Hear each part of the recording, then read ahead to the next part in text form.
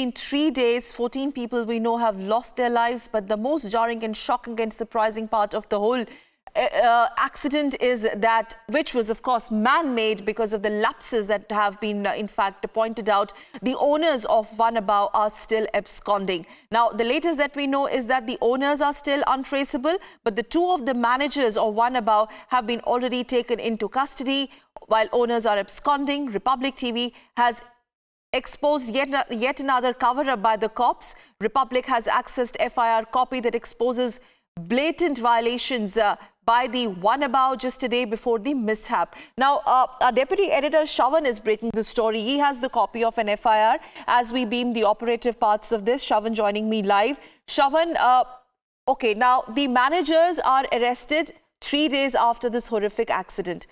Shockingly, the owners are still missing. What's really happening, and what more clues or details have come from these managers who have been arrested? Where were they in the last 3 days? Well, Sakal, a lot of questions basically being raised about the fact that 3 days later and Mumbai police is nowhere close to nabbing the owners of 1Above.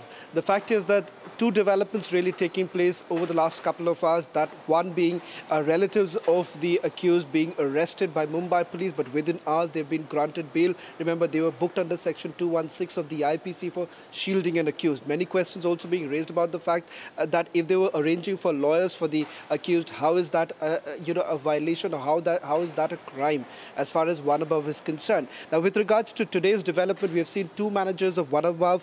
They've already been arrested. As I speak, Sakal, I'll also take you through what's happening right now. 3 days later, this is what remains of the Mojo Bistro as well as 1Above. You've seen a couple of people coming in and still inspecting. If I can ask my video journalist to straight take you inside 1Above. That's the other part of 1Above, and you can see some men who are still there inspecting. We are given to understand that fire brigade officials, they have come here also. Mumbai police officers a while back, they came. Once again, that inspection was done.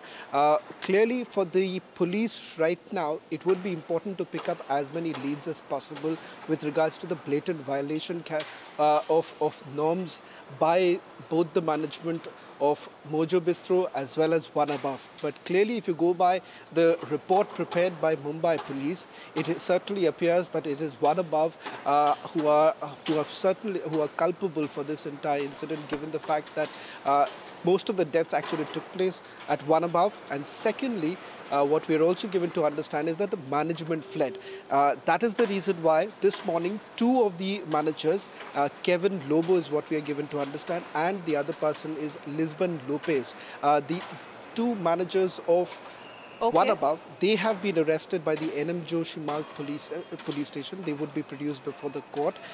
Also, we are hearing that there could be a possibility today, Sakal, that the owners who are still absconding, they may just go in for anticipatory bail. That's going to be a major setback if they manage to do so, because Mumbai police, for them, they do have to at least appear that they are doing something about the investigation in this particular case, because 3 days later, there's no sign of the arrest of the accused in this particular case, apart from the management. Shravan, you've been tracking it right from the day one. What's your assessment for the fact that the owners are absconding? Managers are arrested 3 days after, more than 72 hours after this incident or accident takes place. Do you see or sense a certain kind of cover-up by the Mumbai police? Is somebody trying to shield someone here? Well, Sakal, in fact, Republic TV has put out multiple documents on over the last couple of days, raising questions about how this investigation has been carried out by the Mumbai police. First was with regards to Mojo Bistro. We had put out at least 6 documents of the BMC. These were 6 warnings that were basically sent to Mojo Bistro. They were basically asked to demolish all unauthorized construction. We saw that Mojo Bistro there was no FIR that was registered. It was a Republic impact because within hours of our report being published, we saw the BMC then filing a complaint complaint with Mumbai police against Mojo Bistro. So as far as Mojo Bistro is concerned, it is only after Republic TV put out several documents to raise questions as to how there were blatant violations that were carried out by the management of Mojo Bistro. But we raised this question as to why was only an FIR registered against 1Above and not against Mojo Bistro. But hours later, we saw that if not under sections of IPC, but under the sections of MRTP of the BMC, a case was registered against Mojo Bistro. Coming to the other part of the investigation, that is with regards to 1Above. Remember, as far as 1Above is concerned, even today, Republic TV, earlier in the day, we broke the story of how in their own FIR, the FIR registered by Mumbai police, a police naik of Mumbai police, he had basically come to 1Above just a day before when there was a complaint that was basically filed by a neighbor for loud music. They came here, they saw that there were obstruction materials kept at the exit gate, and when the police naik actually raised an alarm, went back to the seniors asked them to find out who the owners are and where they are, but we are given to understand they were nowhere to be seen, and a meager fine was slapped against them. But the question that Republic TV is asking, that if Mumbai police actually spotted those violations a day before the fire actually took place, what really stopped them from raising a red flag? What really stopped them from telling the BMC that, look here, there are blatant violations, and it's just ahead of New Year, something needs to be done because this is a commercial area. Shavan, the fact that police naik visits 1Above and fines them for playing loud music, the fact that 2 days back, in fact, you only broke that story, that how they violated the basic norms and procedures, compromised even on the space when they had stipulated, permission for a certain kind of place or accommodation, how that was blatantly encroached upon. All this was happening on record, no matter how much they say that there were complaints, and all this was flagged by the concerned authorities earlier about the same restaurant, which meant that they were given a lot of leniency, a lot of long rope to operate and compromise on the rules and procedures, which means that this was not for the first time that the rules were flouted. The Mumbai police actually let them do and have their way, which finally led to this horrific man-made accident. Well, Sakal, this is not the first time that we have really seen this sort of an incident really taking place here in Mumbai. And time and again, the same question really comes up as to what was the Mumbai police, what was the Mumbai Fire Brigade, what is the BMC really doing. Now, what we are putting out is essentially, I'll ask my camera person, we've also put this out earlier.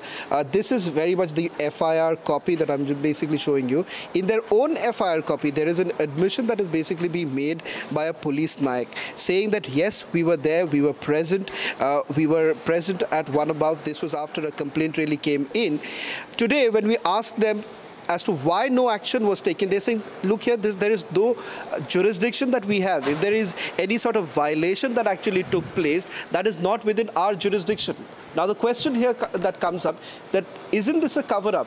Why is it, if this was not important, this evidence was not important, that police naik actually spotted that the exit gates were blocked, this would create a panic situation.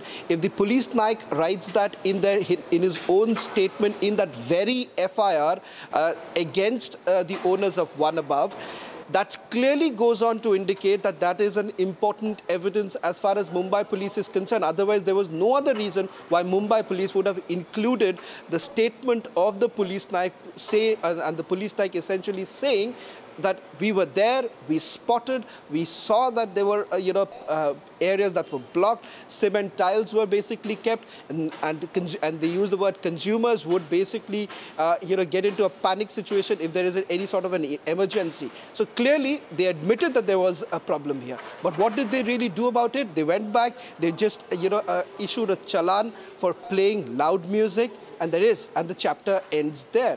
And when I spoke to one of the senior police officers here, and I told them that, look here, this is your own FIR, and this is what your own police naik had to say. Why is it that you have never acted upon it? He said, look here, it's not our jurisdiction. So hence we did not do anything about it, because it's not something that we should be concerned. It is the BMC which should be responsible. So yet again, that passing the puck, this blame game continues. You have one side, you have a blame game